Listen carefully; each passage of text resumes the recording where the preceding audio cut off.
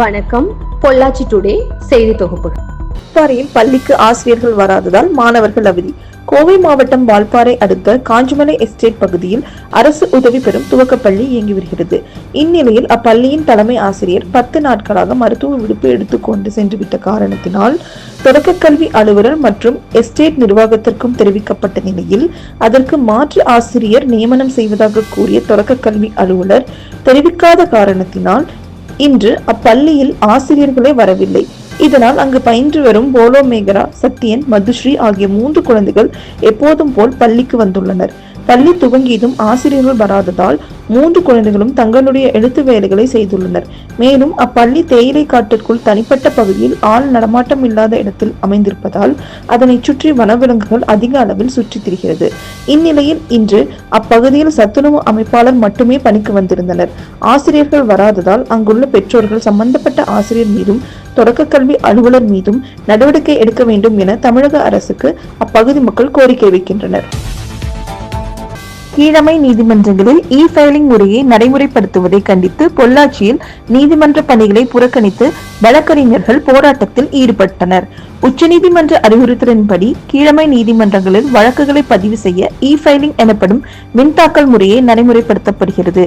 கீழமை நீதிமன்றங்களில் எந்த ஒரு கட்டமைப்பு வசதி இல்லாமல் இ-ஃபைலிங் முறையை நடைமுறைப்படுத்துவதால் வழக்குகள் பாதிக்கப்பட்டு இன்று முதல் வருகிற 7ஆம் தேதி வரை தமிழகம் முழுவதும் உள்ள கீழமை நீதிமன்றங்களில் பணிகளை புறக்கணித்து வழக்கறிஞர்கள் போராட்டங்களை நடத்த முடிவு செய்தனர். இன்று முதல் கீழமை நீதிமன்றங்களில் வழக்கறிஞர்கள் பணிகளை புறக்கணித்து போராட்டங்களில் ஈடுபட்டு வருகின்றனர். இதன் ஒரு பகுதியாக பொள்ளாச்சியில் உள்ள நீதிமன்றத்தில் நீதிமன்ற பணிகளை வழக்கறிஞர்கள் புறக்கணித்து போராட்டத்தில் ஈடுபட்டனர். போராட்டம் குறித்து பொள்ளாச்சி வழக்கறிஞர் சங்க தலைவர் துரை பத்திரிகையாளர்களுக்கு அளித்த பேட்டியில், உயர்நீதிமன்றத்தினுடைய அறிவுறுத்தின் பேரில் கீழமை நீதிமன்றங்களில் 1/12/2025 முதல் மேனுவலாக எதையும் நீதிமன்றத்தில் தாக்கல் செய்யக்கூடாது என்றும் எதுவாக இருந்தால் இ-ஃபைலிங் என்ற முறையில்தான் செய்ய வேண்டும் என்று சொல்லி நேற்றையிலிருந்து நீதிமன்றத்தில் எதுவும் மேனுவலாக எந்த டாக்குமெண்ட்டோ எது கூட தாக்கல் செய்தாலும் வாங்குவதில்லை. ஆனால் இங்கே இருக்கிற கட்டமைப்பில் எதையும் இ-ஃபைலிங் பண்ணினாலும் அது டவுன்லோட் ஆகிறதில்ல. கோர்ட்லேயும் இருக்கிற ஸ்டாஃபுகளுக்கும் எந்த விதமான ஒரு ட்ரைனிங் கிடையாது. அவங்களுக்கு இதை எப்படி டவுன்லோடு பண்ணி இதை எப்படி எடுத்து பார்த்து ஒரு டாக்குமெண்ட் எடுத்து பார்த்து இந்த கேஸை நம்பர் பண்ணுறது, இந்த பெட்டிஷனை ஐஏவை எப்படி நம்பர் பண்ணுறது, இல்லை இதை அலோவ் பண்ணலாமா என்னங்கிறத அவங்களுக்கும் தெரியாத ஒரு நிலைமையில் சரியான அவங்களுக்கு ட்ரைனிங் கொடுக்காம ஒரு நல்ல ட்ரைனிங் உள்ள ஸ்டாஃப்களையுமே இங்கே ஏற்படுத்தாமலும் கட்டமைப்புலையும் சரியாக ஏற்படுத்தாமல் ஹைகோர்ட்டில் அவங்க இருக்கிற என்ன நினச்சிக்கிறாங்கன்னா ஹைகோர்ட்டில் கட்டமைப்பெல்லாம் நல்லா இருக்குது, அவங்களுக்கு உடனே எல்லாமே தெரியுது. எங்களுக்கும் அது என்ன ஆச்சுன்னு டே டு டே அங்கே தெரியுறாங்க, வக்கீலுக்கு தெரிஞ்சுக்கிறாங்க. அதனால் அவங்களும் இதை எந்த விதமான ஒரு முயற்சியும் செய்வதில்லை. கட்டமைப்பை ஏற்படுத்தாமல் கீழமை நீதிமன்றங்களில் இ-ஃபைலிங் முறை என்பது சாத்தியப்படாத ஒன்று. இதுக்கு பார் கவுன்சிலும் தமிழ்நாடு புதுச்சேரி பார் கவுன்சிலும் இதை பற்றி எந்த விதமான ஒரு நடவடிக்கை எடுக்காமல் இருக்கிறாங்க.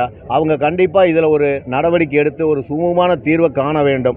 இல்லை என்றால் எங்களுடைய சங்கத்தில் நாங்கள் ஜாக் மூலியமாக எங்களுடைய அமைப்பைச் சேர்ந்த ஜாக் மூலியமாக வருகின்ற தமிழ்நாடு பாண்டிச்சேரி பார் கவுன்சில் எலெக்ஷனை புறக்கணிக்க வேண்டும் என்று நாங்கள் கேட்டுக்கொள்ள தீர்மானம் நிறைவேற்றியுள்ளோம்.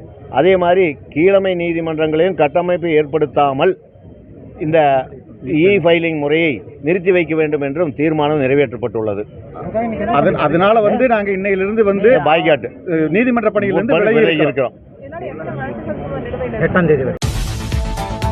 வால்பாறை நகராட்சி நிழற்குடையை பார்க்கூடமாக மாற்றிய மதுப்பிரியர்கள்.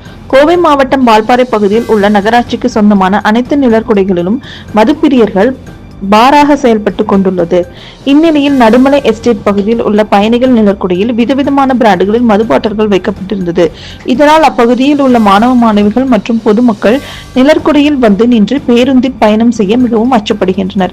இதனை நகராட்சி நிர்வாகமும் காவல்துறையும் கண்டுகொள்ளாத காரணத்தினால் ஒவ்வொரு நிழற்குடையும் மதுபாராக மாறி வருகிறது. மேலும் அப்பகுதியில் மது அருந்துவிட்டு பிளாஸ்டிக் பைகள் மது பாட்டில்களை உடைத்து போடுவதால் அவ்வழியே செல்லும் வனவிலங்குகள் உயிருக்கு ஆபத்துள்ள நிலையில் குவியல் குவியலாக கழிவுகள் போடப்படுகிறது. இதனை கண்டுகொண்டு நகராட்சி நிர்வாகம், காவல்துறை நடவடிக்கை எடுத்து பொதுமக்களின் பயன்பாட்டிற்கு நிழற்குடையை கொண்டு வர வேண்டும் என அப்பகுதி மக்கள் மற்றும் சமூக ஆர்வலர்கள் காவல்துறைக்கும் நகராட்சிக்கும் கோரிக்கை வைக்கின்றனர். பொள்ளாச்சி தெற்கு நகர செயலாளர் ஏற்பாட்டில் தமிழ்நாடு துணை முதல்வர் பிறந்த நாளை அறுசுவை அசைவ உணவு வழங்கி மனிதநேய நாளாக திமுகவினர் கொண்டாட்டம். தமிழக துணை முதல்வர் திரு உதயநிதி ஸ்டாலின் அவர்களின் பிறந்தநாள் விழா தமிழகமெங்கும் எழுச்சியுடன் கொண்டாடப்பட்டது. அதையொட்டி பொள்ளாச்சி தெற்கு நகர செயலாளர் அமுதபாரதி ஏற்பாட்டில் ஆயிரக்கணக்கானோருக்கு அசைவ உணவு வழங்கி கொண்டாடப்பட்டது. கோட்டூர் ரோடு நகராட்சி பெண்கள் மேல்நிலை பள்ளி அருகே மிக பிரம்மாண்டமாக நடைபெற்ற விழாவில் பங்கேற்க வந்த கோவை தெற்கு மாவட்ட செயலாளர் தளபதி முருகேசன், முன்னாள் மத்திய அமைச்சர் திரு மு கண்ணப்பன் ஆகியோருக்கு மேலதாளங்கள் முழங்க வரவேற்பு அளிக்கப்பட்டது. அதைத் தொடர்ந்து பொதுமக்களுக்கு உணவு வழங்கி நிகழ்ச்சியை தொடங்கி வைத்தனர்.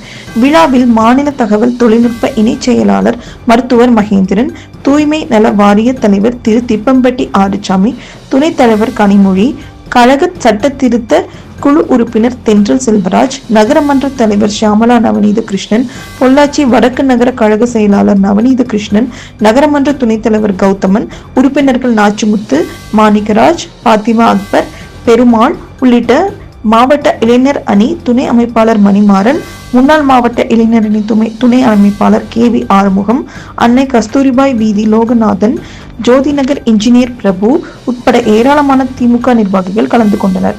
சமபந்தி விருந்தில் நேரு நகர், அன்னை கஸ்தூரிபாய் வீதி பொதுமக்கள், சுமை தூக்கும் தொழிலாளர்கள், தூய்மை பணியாளர்கள், கட்டிட தொழிலாளர்கள் என ஆயிரக்கணக்கானோருக்கு அசைவ விருந்து அளிக்கப்பட்டது. வால்பாறை அடுத்த டான்டி நிறுவனத்திற்கு சொந்தமான சாலையை கண்டுகொள்ளாத நகராட்சி நிர்வாகம். கோவை மாவட்டம் வால்பாறையை அடுத்த தமிழ்நாடு அரசு தேயிலை தோட்டத்திற்கு சொந்தமான ராயன் எஸ்டேட் செல்லும் சாலையின் ஒரு பிரிவு உபாசி தேயிலை ஆராய்ச்சி நிலையம் உள்ளது. இப்பகுதியில் சுமார் 200க்கும் மேற்பட்ட குடும்பங்கள் வசித்து வருகின்றன. தற்போது அப்பகுதியில் உள்ள சாலை குண்டும் குழியுமாக உள்ளது. இதனை மாவட்ட ஆட்சியருக்கும் நகராட்சி நிர்வாகத்திற்கும் பல முறை மனு அளித்தும் தற்போது இந்த சாலையை கிடப்பில் போடப்பட்டு குரட்டை விட்டு தூங்கிக் கொண்டுள்ளது. திமுக அரசு மற்றும் அதிகாரிகளும் இதனை கண்டுகொள்வதில்லை. இந்நிலையில் அப்பகுதியில் அவசர தேவையான 108 வாகனம், பள்ளி பேருந்து, முதியோர், கர்ப்பிணி பெண்கள் மற்றும் இதர வாகனங்கள் செல்ல முடியாத நிலையில் பொதுமக்களுக்காக பேருந்துகள் அவ்வழி வருவதே கிடையாது. பொதுமக்கள் தினந்தோறும் பல கிலோமீட்டர் நடந்து வந்து வால்பாறைக்கு பயணம் செல்ல வேண்டிய அவல நிலை உள்ளது. இந்நிலையில் இன்று பொதுமக்கள் அனைவரும் தாங்களாகவே முன்வந்து கற்கள், மண்களை அள்ளி சாலையை சீர் செய்து வருகின்றனர். மேலும் கோவை ஆட்சியர் அவர்களுக்கு நகராட்சி நிர்வாகத்திற்கும் பல முறை மனு அளித்தும் கிடப்பில் போடப்பட்டுள்ளதால் வருகின்ற 2026ஆம் ஆண்டு சட்டமன்ற தேர்தலை புறக்கணிப்பதாக அப்பகுதியில் மக்கள் கூறி வருகின்றனர். மேலும் அப்பகுதியில் உள்ள சின்னக்கல்லார் சாலை கடந்த கால ஆட்சியில் போடப்பட்டது. மீண்டும் புதிய தார் சாலை அமைக்கப்பட்டு வருகிறது. அந்த சாலை எந்தவித குண்டும் குழியும் இல்லாமல் தரமான சாலையாக இருந்ததை கமிஷன் வேண்டி அப்பகுதியில் உள்ள சாலையை மீண்டும் புதிய தார் சாலையாக அமைக்கப்பட்டுள்ளது என அப்பகுதி மக்கள் கூறி வருகின்றனர். உபாசி பகுதியில் உள்ள மக்கள் மிகவும் சிரமத்திற்கு உள்ளாகி வருகின்றனர். இதனை கண்டுகொண்டு மாவட்ட நிர்வாகம் மற்றும் நகராட்சி இந்த ஊர் மக்களுக்கு எங்கள் சாலையை சீர் செய்ய நடவடிக்கை எடுக்க வேண்டும் என மாவட்ட ஆட்சியருக்கு கோரிக்கை மனு அனுப்பியுள்ளனர். இதற்கு மாவட்ட நிர்வாகமும் நகராட்சி நிர்வாகமும் செவிசாய்க்குமா என பொதுமக்களின் எதிர்பார்ப்பாக உள்ளது. செய்தி தொகுப்புகள் இத்துடன் நிறைவடைகிறது. மேலும் தொடர்வதற்கு இந்த சேனலை சப்ஸ்கிரைப் செய்து கொள்ளவும்.